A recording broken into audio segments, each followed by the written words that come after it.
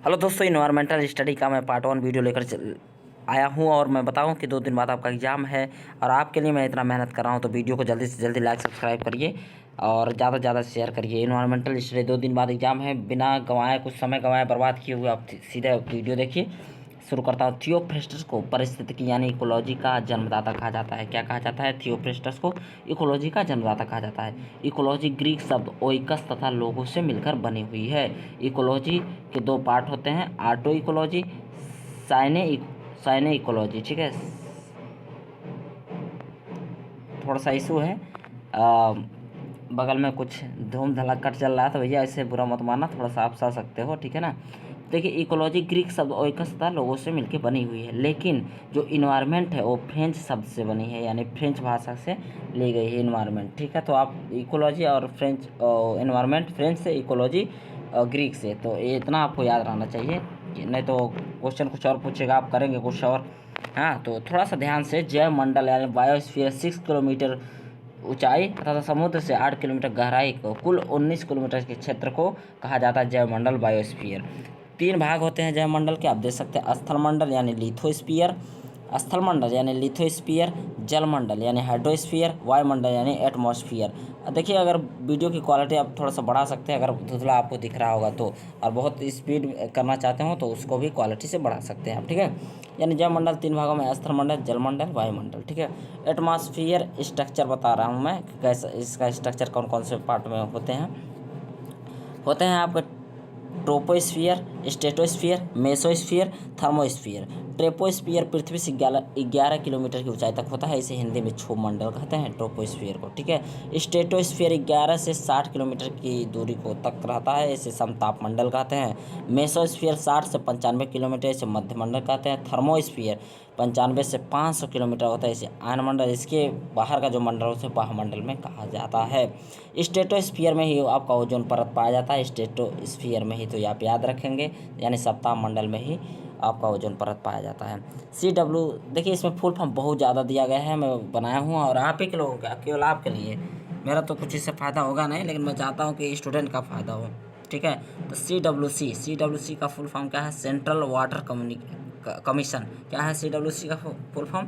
CWC का देखिए full form आप एकदम बढ़िया से ही देखें तो बेहतर है। CWC central water commission. क्या है? Central water commission. PWD public works department, PWD public works departments. BOT build, operate and transfer. क्या है BOT का full form? Build, operate and transfer. मनुष्य प्रतिदिन 22,000 बार सांस लेता है तथा प्रत्येक दिन वह 16 kg या 35 गैलन हो, मिस्टेक है, थोड़ा लिखा हुआ नहीं है। 16 kg या 35 गैलन वायु मनुष्य ग्रहण कर लेता है प्रतिदिन। हाँ जी हाँ, आप सही सुन रहे हैं।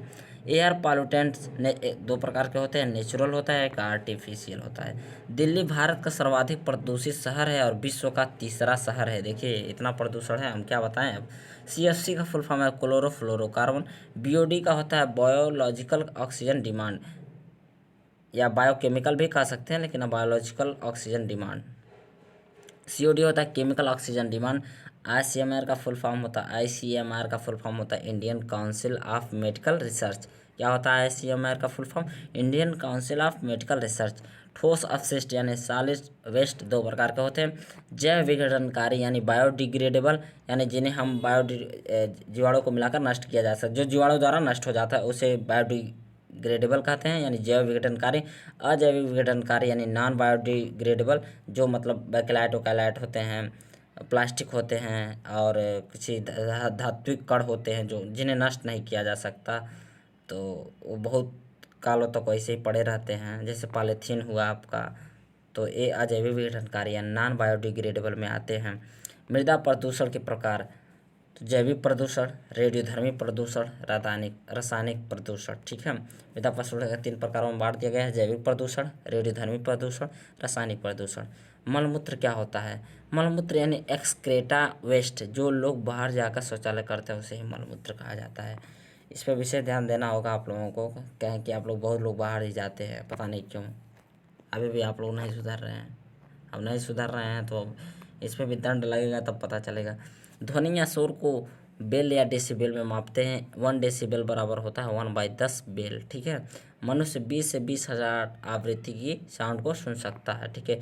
20 हर्ट्ज से कम आवृत्ति को इंफ्रासाउंड या सबसोनिक साउंड कहते हैं।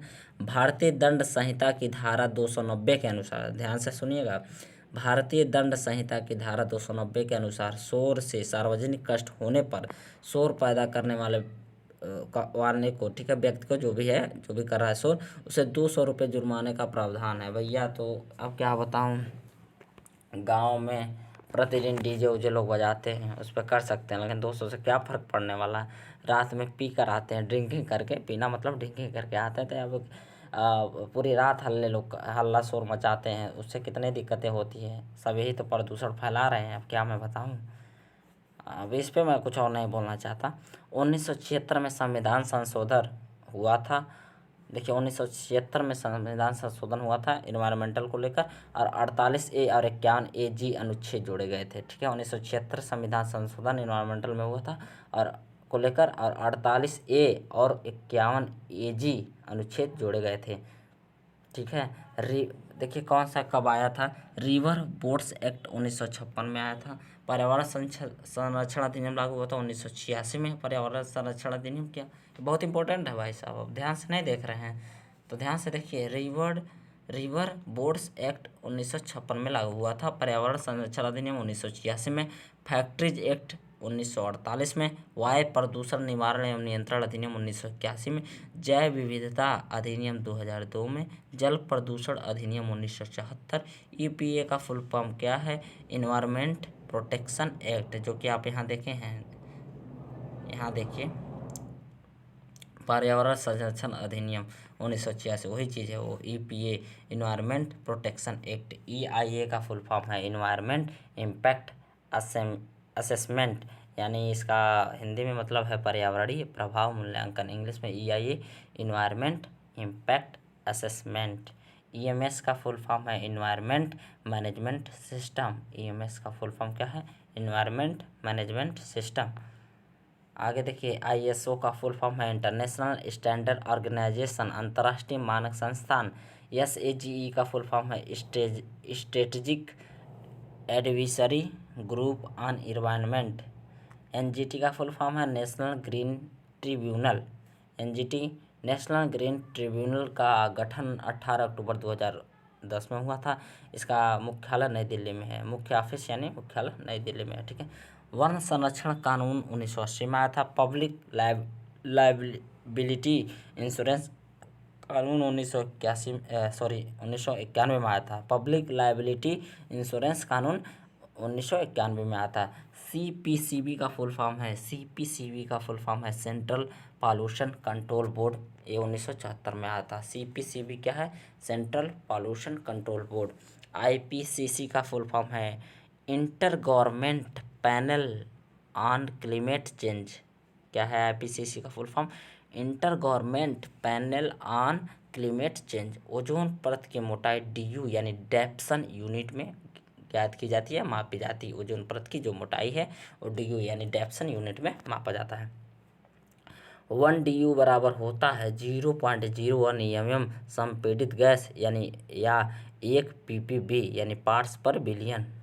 परावैंगनी विकिरण 3 प्रकार के होते हैं, UVA, UVB, UVC।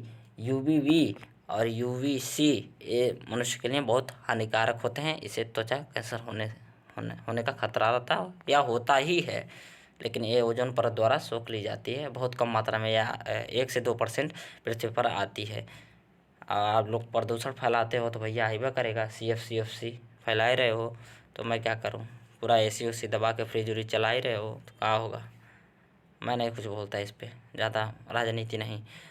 1987 से प्रत्येक वर्ष 5 जून को विश्व पर्यावरण दिवस के रूप में मनाया जाता है।